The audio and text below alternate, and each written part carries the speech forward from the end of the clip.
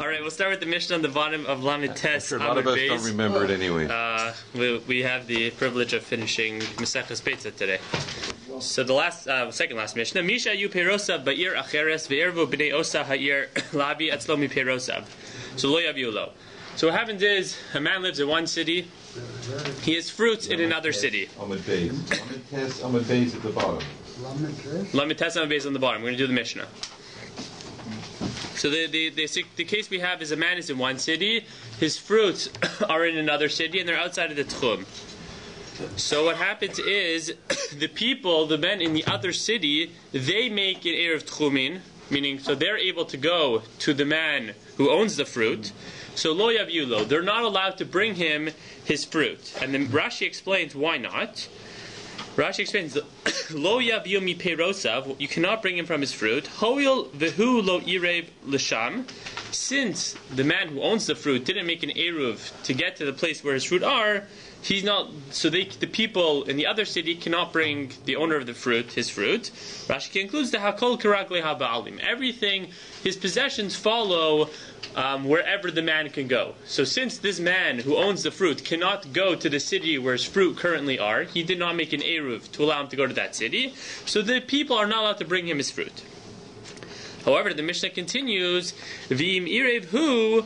But if he made the eruv, if the owner of the fruit made an eruv, which would have allowed him to go to the city where his fruit currently are, perosav kamohu, so then, again, the fruits are like him, and they'd be allowed to bring him the fruit. As long as those people also? No, those people don't even have to. Oh. Well, no, they have to, or else they wouldn't be able to go there. Right? Yeah, correct, absolutely. They each do it. They each need to, because if they can, the people in the city can only get there if they make the eruv, and his fruit can only get there if the owner made the eruv. Okay, and the Mishnah continues on top of Mem Amud Aleph, Misha zimein etzla orchim. So if somebody invites over guests, so lo yolichu biyadam manos, you're not allowed to send them back. Again, the situation again is that the friends came from a place right outside the Tchum, they had to make an eruv in order to get there. So lo yolichu biyadam manos, you're not allowed to give them food. You're not allowed to give them food to take back, to go back to their city. Ela im kain zika lehem manosehem erev yontav. Unless the host pretty much gave them the food before Yontiv. So let's just read Rashi to explain what's going on. So Misha zimen etzlo orchim mi'ir acheres, again from a different city. V'yavo etzlo al yidei eruv, and they're only able to get to their hosts by making an eruv. So lo yolichu, you're not allowed to give the men la'achar seuda, but you're not allowed to give them a doggy bag. So after the meal is concluded, manos biyadam, you're not allowed to give them food to take back to their house. Leveisam lesudas halayla, so that they can eat that night. Why? So ela im kain zika lehem. So how do you give it to them beforehand? So al yidei acher. What you do is you appoint another man, and you say, Reuven goes to Shimon and says, Shimon, I want you to acquire this food on behalf of Levi, who's coming to my house later tonight. And as long as Shimon acquires it on behalf of Levi, then it's as if Levi has already acquired it, and therefore it's as if it's already his, and therefore he can take it back to his house on Yontiv. We'll see, the Gemara will talk about this case. And then Rashi concludes, just manosehem erev Yontiv. You have to do this before Yontiv. So why? Shemasram bal habayis zel la'adam acher b'mishicha. Right again. So in our case, I said, Reuven gives this food to Levi. The Amar Lo, and he tells, gives it to Shimon and tells him, Zechei b'mamos halalu leploni. Tell Shimon, can you acquire this food on behalf of Levi? Leploni, why? Because we have a principle, that you're allowed to acquire something on behalf of somebody else if it's for their own benefit. So, and therefore, since before Yontiv, somebody else acquired it on behalf of your guests, so it's as if your guests owned it before Yontiv, and therefore they're allowed to take it back on Yontiv itself. Where people might use this principle nowadays is in terms of giving, maybe yeshiva guys do it at least, in terms of giving gifts on Shabbos. You might not be supposed to give gifts on Shabbos, so what people will do is if they're not going to be able to see their host before Shabbos, they'll go to somebody else and say, can you acquire this on behalf of that person? And then it's as if they already own it before Shabbos, and you avoid some issues that way. That's getting half to know about it? Sorry? No, because it's the principle of Zachin Lo La'adam Shelo B'fanav. You're allowed to acquire for your friend, even if they're not there and they don't know about it, as long as it's a chus for them, as long as it's a benefit for them. How does that work? Like you're going to somebody's house for supper. Yeah, it's an example. Let's say you want to give them a plate. So you're not there before Shabbos. Right. So you go to your friend and you say, "Can you take this plate and acquire it on behalf of my host, where I'm going to later tonight?" And then it's as if they already own it. You're their agent. Yeah. You're receiving. It's a side point. We can talk about it after. Okay, so the Gemara begins. Itmar hamafkid peros etzel chavero. So let's say now one puts their fruit in. They gives it to somebody else to watch for them. So, again, and the situation again is going to be, you give it to your friend to watch it for you, and it's outside of the tchum, and you have to make an eruv in order to get from one place to the other. So Rav Amar keragle mi shehifkidu lo, ushmul Amar keragle hamafkid. So we explained the Mishnah. The principle almost was that whoever is in possession of the that the fruit always go after keragle haba'alim. Right, the fruit, in order of traveling between tchumin, can only go where the owner can go. So now the question is, one person gives this fruit to somebody else to watch over. So who is considered the owner of this fruit? So Rav Amar keragle mi shehifkidu lo, the one who is currently watching over the fruit is considered the owner, and therefore the fruit can go where the person watching the fruit can go. Ushmul Amar no, keragle hamafkid. Shmuel says the fruit can go where the owner, the actual owner of the fruit, not the one currently watching over it. So we say Lema Rav Shmuel ta'azdu l'tamayu. So what? Who's the actual owner? The actual owner, let's say his name is Ruvain. No, but I mean the one who gave the fruit, or the one who is going to receive the fruit? Well, the owner is the one who has it first. He's giving somebody else to watch for him. Right? He hasn't given ownership away. He hasn't given ownership away. No. Well, the question is, how do you define ownership, and ownership with respect to what? That's exactly what we're talking about. We're talking about here ownership with regard to tchumin. Now, it doesn't necessarily mean ownership regards to legal rights. And that's exactly what we're going to talk about. How does ownership affect different dinim? And that's what we're going to see right now. So, Leima Rav Shmuel Dazu Tamayu. Let's say that Rav and Shmuel are consistent with another opinion that we see. So, what is this other opinion? Titznan. We have a Mishnah. Im hichnis birshus. The case is, look in Rashi, michnis birshus. So shorok derosav uperosav lechatzer chavero. So you have, again, a person who has an ox, who has pots, who has fruit, and he goes into, so again, Reuven has fruit, and he goes to his friend Shimon, and he leaves him, and he brings his fruit with him into Shimon's field. So Baal Chatzer Chayav B'Nezikin. So we're saying that the owner of the Chatzer is responsible if any damages occur to these fruit. And then he explains Veresha Dahach Masnisin B'Bava Kama, and the beginning of that Mishnah, and Bava Kama explains the Chi Amar Le Ol Ve'Inter Kamar Le. The case is when Shimon, the owner of the field, tells him, come up and I'll watch your fruit. So again, the situation back to Mishnah is Imichnis Birshus. Reuben brings his fruit with Shimon's permission into Shimon's field, and now they are damaged. So Baal HaChatzer Chayav. So the first opinion is that the owner of the Chatzer, Shimon, is Chayav.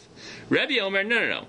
La'olam eno chayav, Shimon is not chayav for these fruit, achi kabel ala bal habayis lishmor, until he explicitly states, I'm going to guard these for you. If he just tells you, come up to my field and bring your fruit, that's not good enough. He has to say, come up to my field and I'll take responsibility to watch over your fruit. Only in that situation, if it's damaged, will he be responsible. Okay, those are the two opinions. Ve'amar Rav Huna Amar Rav halacha kedivrei chachamim. So Rav Huna says in the name of Rav that halacha is like the chachamim, the first opinion, that the Baal HaChatzer, the owner of the field, is chayav. Ushmuel Amar halacha keRebbi, and Shmuel says halacha is like Rebbe, that he has to explicitly state he's going to take ownership, and he's going to watch over them, and he can't assume it. So we're saying Lema Rav Ta'amar Karabanan, Ushmuel Ta'amar keRebbi. So we want to compare the din of Tchumin, the Erev Tchumin, to Nezikin. And we're saying the same way when it came to Tchumin, Rav said that the Tchumin goes after the one who's currently watching it. So too, Rav will say the one whose field is currently in is going to be responsible for the damages that occurred to that as well. And Shmuel, who says when it comes to Tchumin that the original owner is the one who still owns it regarding Tchumin. So too, when he brings his possessions into his friend's field, the original person is still responsible for the damages. So that's what we want to assume. And now the Gemara concludes, continues and says, no, that's not true. So Amar Lecha Rav, no, Rav says, but Rav might respond, no, Ana da Amri afilu l'Rebbe. It could be that with respect to Tchumin, I think the one whose possession is in right now, that's who goes to Tchum after. But when it comes to Nezikin, it still might be the original owner. Why? Because Adkan lo kama Rebbe Hasam ela de bistama lo kabil aleha netirusa. Maybe Rebbe, in that case, in the case of Nezikin, only says that it's the original owner's responsibility because the person whose field it was never explicitly said he would watch it. Lo kabil aleha netirusa. He never explicitly said he would watch it. Aval hacha, but when it came to Tchumin, hakabil aleha netirusa. The person watching the fruit explicitly said, "I'm going to watch your fruit." So therefore, when it comes to Tchumin, maybe it will be the one who's watching it right now. When it comes to Nezikin, it's still going to be the original owners. So don't compare the two cases. And now the flip side, Ushmuel Amar Ana da Amri Afilu Rabbanan. And Shmuel says, no, I also don't agree that Tchumin and Nezikin are the same. Why? Because Ad Kan Lo Ka'amri Rabbanan Hasam El Denichale Le'inish Denikim Toreh B'Yeshusei Debal Chatzer. Di Mazigli Lo Mechayev. He says, no, I also agree that the cases are different. Why? Because when it comes to the case of Nezikin, the original owner of the ox, let's say Ruvain, almost when he goes into Shimon's field, wants Shimon to take responsibility. Because if anything happens, that means Shimon has to pay Ruvain. So it's for his own benefit. But in this case, when it comes to Tchumin, but when it comes to Tchumin, well, I don't want my friend to own it because then he can't bring it to me on Yontif. So I want to own it. So therefore, when it comes to Nezikin, he'll be much more readily, to relinquish his ownership, quote unquote, to the person who owns the field. When it comes to fruit, Tchumin, he's not going to be ready to relinquish his ownership, and therefore the two cases are not the same. Don't assume that ownership with Tchumin is the same as ownership with Nezikin. Two totally different ideas. Okay. So now the Mishnah is going to try to prove, ask some questions. So Tanan. So we're going to ask again. We had this Machlokes Rav Shmuel. If you give your fruits to somebody else, who does the Tchum go after? Rav says it goes after the one who's watching over it. Mishev Gidulo, and Shmuel says it goes after the original owner. So the Gemara asks Tanan, the fourth last short line. Vim irev hu perosav kamahu. So our Mishnah we stated that if an owner, right, again, the case in our Mishnah was you have fruit in another city, so if the owner of the fruit, the original owner, made an eruv to go to the other city, then the people in the other city can bring him his fruit. So that's what our Mishnah says. V'im irevhu pirosav kamahu. V'amart keragle mishev gidu etzlo. So according to Rav, who says that it goes after the one who's watching over it, so ki irevhu my havi. Who cares that Ruvain made, who cares that the original owner made an eruv to go to the other place? He's not watching over right now, and Rav says that we always follow the one who's watching over it right now. So who cares about the tchum that the original owner makes? So Amar Rav Huna Amri Be Rav, this is going to be the answer to all the questions we're going to ask. Kigon Sheichid Lo Karen Zavis. What happens is, no, the case that we're talking about in our Mishnah is where the one and the people in the other city who are watching over the fruit, set aside a portion of their house, and they said almost this corner of the house where his fruit are belong to that man as well. So, Ruvain's fruit are lying in this corner of the house. So not only did the fruit belong to Ruvain, the corner of that house belonged to Ruvain, and therefore it's as if Ruvain owns it, and that means it's his real ownership because he also owns the ground where it's on, and therefore if he makes the eruv, they can bring him his fruit. So it's almost giving him an extra level of ownership. Not only does he own the fruit, but he also owns almost the ground where the fruit is, and therefore it's actually his, and therefore it matters if he makes the eruv. Now we're going to ask another question on Rav from the Seif and the Mishnah. Tashma, Misha Zimein Etzlo Orchim. Again, if you have invite over guests, Lo Yolichu Biadamanos, Ela Imken Zika Lehem Yanoseihem Erev Yontiv. Again, if you invite over guests, you can only give them a doggy bag to take home if you, if somebody else acquired it on their behalf before Yontiv. So again, V'i Amart Kiragle Misha Yifkidu Etzlo. And again, if you're Rav and you think that it always goes after the one who's watching over the fruit, so Kizika Lehem Maide Acher My Havi.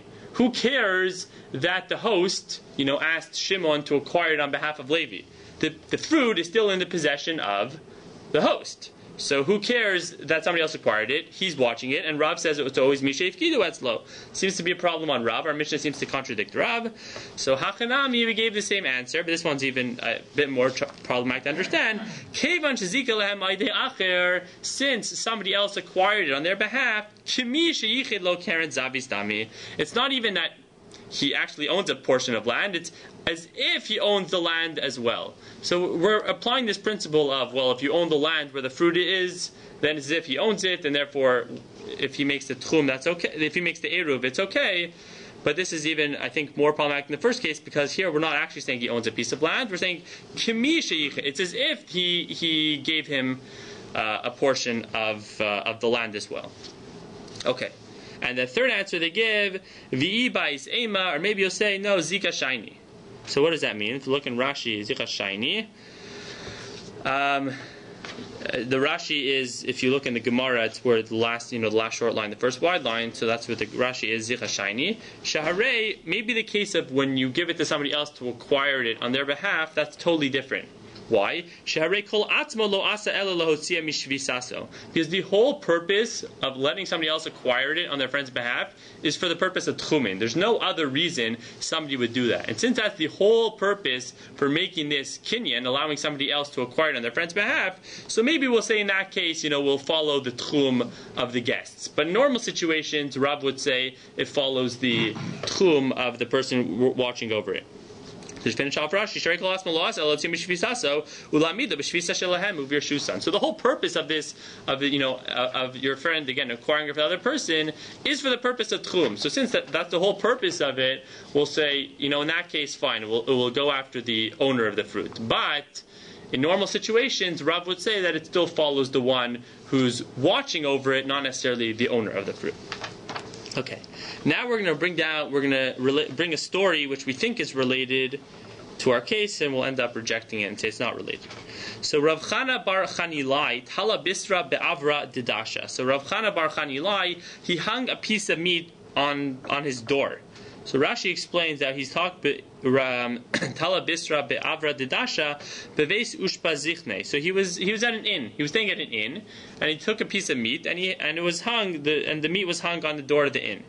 Rashi says, the butcher gave him mibod yom, behuya ben yiracheres, and he lived in another city. Shemarvin lo lavo lakan. So he was talking about, again, we thought we were talking about a case where he's living in a different city. He had to make an eruv to get there, and now a piece of meat was hung on his door. And he wanted to know, can he bring this piece of meat back to his city? So Asal Kami to Rav Huna. So he came to Rav Huna. Amrlei, he said, well, Iat Talis, if you're the one who hung up this piece of meat on the door, so Zil Shakil, then you can go and take it back to your house. But the inhu talulach, but if the owners of the inn were the ones who hung up this piece of meat, so lo tishkol, then you're not allowed to bring it back. So I think the assumption is that if he hung up his own piece of meat, then it's as if he owned it, and if it's if he owned it, then he can bring it back to where he can go for the tchum. But if the owners of the inn are the ones who hung up this piece of meat, then it's as if they own it, and if they own it, then he wouldn't be allowed to take it and go back to his city. That's the assumption at this point. So now we're going to ask. Hung it on his doorbell, is that not in his possession?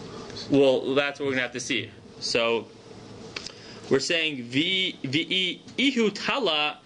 I think the point is also that he hung. Well, yeah, right. He hung on his doorbell, but who owns? Meaning the inn still doesn't belong to him. The whole inn belongs to the owners. So ihu tala. So even if he's the one who hung it up, mishakil. How are we going to allow him to take it back to his city? Why? Veha Rav Huna Talmid Rav Hava. Rav Huna was a student of Rav, and Rav said that tchum always follows the one who's watching over it, and since the owners of the inn are watching over it, it should only go like their tchum. So the Amar Rav, again, Rav said, "Kiragle misheif kidu etzlo." So we respond, no shiny avra dedasha tichmi sheichilo karen zabis dami. So again, it's going to be similar. This is the question. We're saying no. Why is this case different? Because since they hung it up on the door almost to his room in the inn, so it's as if they were telling him, you own this door for now, and therefore you own the meat on this piece of door, and therefore and therefore he is allowed. Well, it's not really again the chmi. It's as if he did it, and therefore he's allowed to take it back to his city because it's as if he owns it. It's like the corner of the land that was allocated to. Yeah, it's a similar principle. It's outside the door. It's not really in his reshus, but if it's inside the room, you could say it's in his reshus because he's renting the place. Right, I understand, but I don't. Yeah, so I don't think we're talking about. We're not even. I don't think we're talking about inside his room. I think we're talking about maybe this no man's land where it might be more of a question. It could be if he's renting and it's in his reshus, then it might be clear that it's his. Yeah, well, that's almost right. I think so. I agree. When you take it back to the city too, then it belongs back to the original owner. No, because I think the question that we're starting with is with this whole. Ultimately, this piece of meat is meant to be eaten by the guest. But the question was, like, who hung it up on Erev Yontiv? Because again, what matters is almost who owned it on Erev Yontiv, because whoever owned it on Erev Yontiv, that's going to determine where it can go with relating to Tchumen. So that's the question. So Amrle, now we're going to ask again. We asked one question. We're going to ask two more questions on this case. Amrle Rav Hillel Rav Ashi. Is it true if the owners are the ones who hung it up that he still can't take it back? V'ha'amar Shmuel, but Shmuel says shor shel patam harehu karagle kol adam. So shor shel patam, Rashi explains. There's the Rashi here, Amalei Rav Hillel, that whole long Dibar Maschil. Al makivan du ukme b'machshav. The case is if somebody has a fatty piece of meat and almost wants to sell it on Yontiv, so whoever takes the meat from that person can bring it back to where they live. So he says, Alma kevan du ukme b'machshavto birshus kol mishi iknehu, because since the person who owns this cow says, whoever's going to buy from me on Yom Tov, I'm going to allow them to take it back to wherever they live. Mutar hakone lo lichol imkomo. Then the one who acquires it is actually permitted to take it back to his city. V'hachanami. So too in our case. Ha birshuse ukme b'machshavso birshus kol mishi kachenu. So too in our case, right? This piece of meat, the intention was whoever's going to take it, buy it, it's going to be theirs. So, even though the specific acquisition happens on Yom Tov.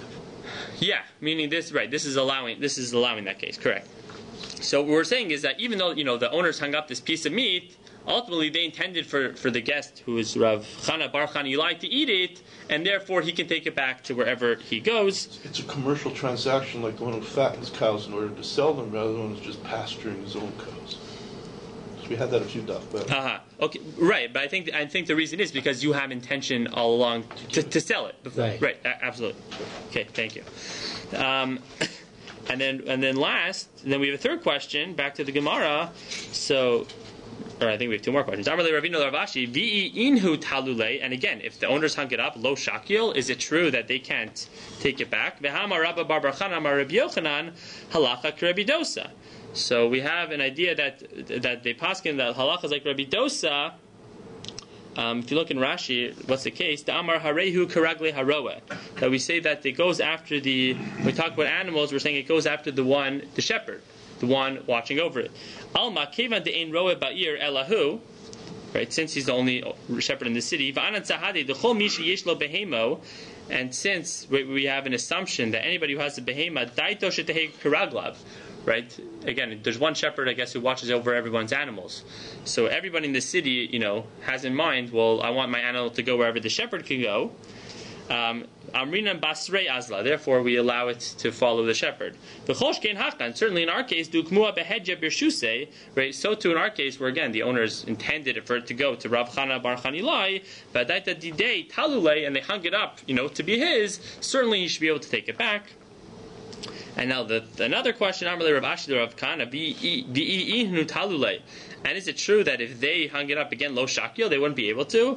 V'hatzinan ha-behema v'ha-kelim kiragli ha-bailim. That the behema and the kelim, Rashi says to go after the owner. V'chevan dilitzrichu taluhu, since they hung it up for his benefit, for his needs, sham havule ihu bailim, he becomes the owner. So pretty much we're saying, who cares who hung it up? Ultimately, even if the owners of the inn hung it up, there's no reason Rav Chana Bar Chanilai can't take it back to his city. So why are you bringing down this case? So we reject it. We say, you're right. This case has nothing to do with Tchumen whatsoever. We say, Ella Shaini Rav Chana Bar Chanilai. No, the case of Rav Chana is nothing to do with Tchumen. It's different. Why? Sorry, Ella Shaini. The Rav Chana Bar Chanilai, the Garber Rabbahu, he was a great man. And so, what does it mean he was a great man? And when he was v'tarid b'shmaite, and when he used to learn, he used to be really engrossed in his learning, and he wouldn't pay attention to anything else.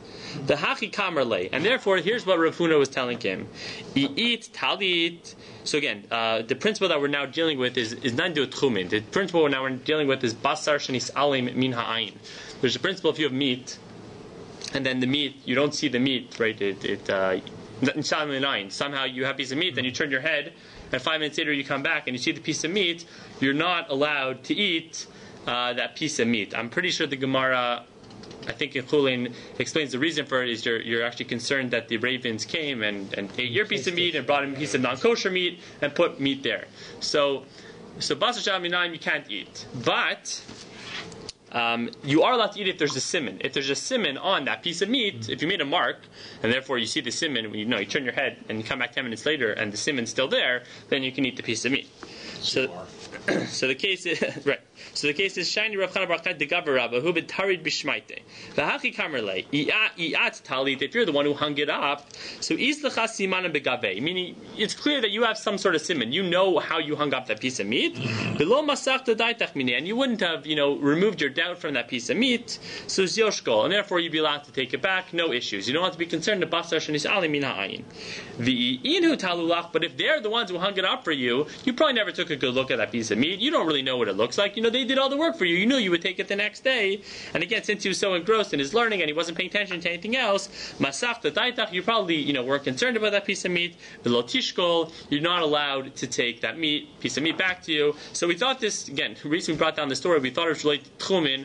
We reject that. We say nothing to do with tchumin. It's related to this principle, basar shenis alim min ha'ayin, meat that, again, your eye does not see for a few minutes. And ultimately, it's not related to our case. Okay, last Mishnah in Beitzah. In mashkin v'shochtin es hamidbarios, aval mashkin v'shochtin es habaisos. So we're talking about different animals. So you're saying we're not allowed to give, to drink, or you're not allowed to shecht animals which are midbarios. So we're going to explain what that means. But for animals which are baisos, you're allowed to give to drink, and you're allowed to shecht them.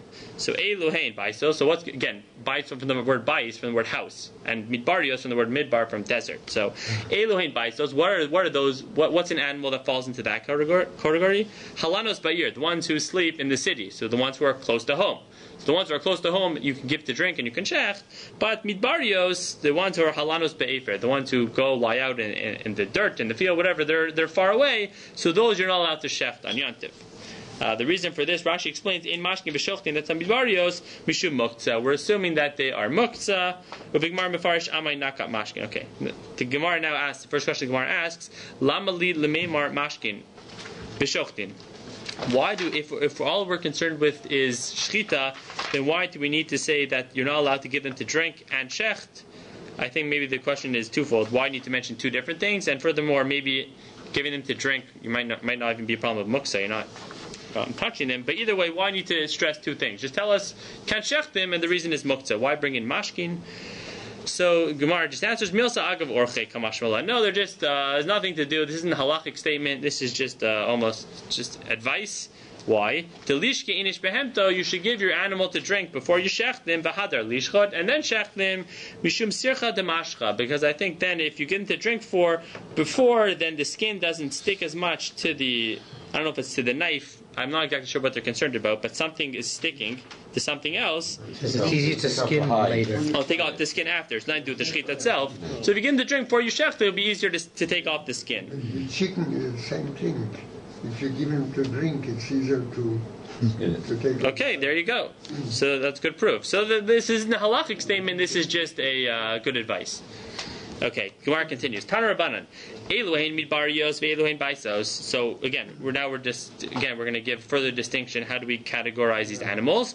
So midbarios, what's considered a desert animal? Kol sheyotzos bePesach, an animal that leaves your house during Pesach. V'ro'os be'efer, and they go and they pasture out in the fields wherever they are. V'nichnasos be'revia, and they return in the revia, which is the beginning of the rainfall. Rashi says b'mar cheshvan, so they're out of the house for 7 months. So those are midbarios. Bervia Rishona, at the beginning of the rainfall, Ve'elohin Baisos, Kol Shiotos Veros Chutz L'Tchum. No, those are the ones who only, when they go to pasture, they're going to, go outside the Tchum. They might go, a few thousand feet outside the city. Uvaos Vilanos Pesochat Tchum. But when it comes to the end of the day, they're always going to return back home within the city, and therefore they're not muktzah. Okay. Rebbe Omer, no. Elu ve'elu baisos. Both these people you gave me, those are considered ones that are still close to home. Elu hein ha-midbarios. What are midbarios? Kol shiotos veros be'efer, the ones who go out pasture far away. Ve'enichnasos liyishuv lo b'mosachama lo b'mosach shamim. Right, again, in the Tanakama, he said that the midbarios are still home for 5 months during the year, from Ar Cheshvan to Pesach, they're home. And what Rebbe is saying is that no, they're never home. It's not that they're home for 5 months and away for 7 months. They're never home. So now the Gemara asks, Umi Islay Rebbe Muksa? Does Rebbe actually hold of the... Why does Rebbe even have to get involved in this machlokes? Does he actually hold of the principle of Muksa in the first place? It seems like he doesn't. This goes back to the right in the beginning of Beitzah. We talked about machlokes, the first stuff. We talked about machlokes, Reb Shimon, Reb Yehuda, with respect to Muktzah on Yontiv and Muktzah on Shabbos as well. So v'habamini Reb Shimon bar Rebbe me Rebbe. So the question was asked from Rebbe. Patzile Tmara le Reb Shimon mahu. So the case of Patzile Tmara, Rashi says are Tmarim she'em mispashlos be'ilan le'olam. So you have certain dates that never actually ripen on the tree. V'godrin osan me'at ilan. You pick them off the tree. V'osin lahen chozalos hein kli kapos tamarim. And you make some sort of kli utensil out of palm trees. And then you take the dates, and you take the dates, you pick them off the tree, put them into these utensils made of the palm trees, umis bashlos, and then they ripen inside of this kli. So, are these muktzah or not? So, mahu, right? The question was, lechol man b'yontiv. Are you allowed to eat these tamarim on yontiv, or are they muktzah? So, Amarle, so Rebbe responded, ein muktzah l'Rebbe Shimon, ella grogros v'tzimukim bilvad.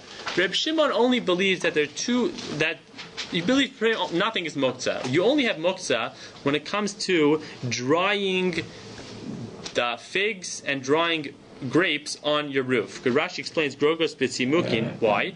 Shehem mitchila ruin la'achila. You have grapes which are fit to be eaten.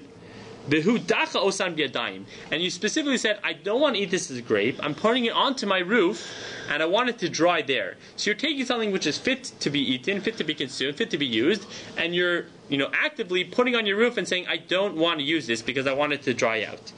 So in that case, again, you don't want them until they dry out. So only in that case is something muktzah. Only when something is fit to be used, the owner takes it and says, you know what, I want to put it away because I want to use it in 3 weeks. That is only the situation when something is muktzah.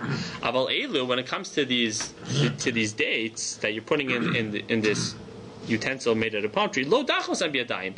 You didn't say you didn't want to use them. V'ika ta'achil minayu.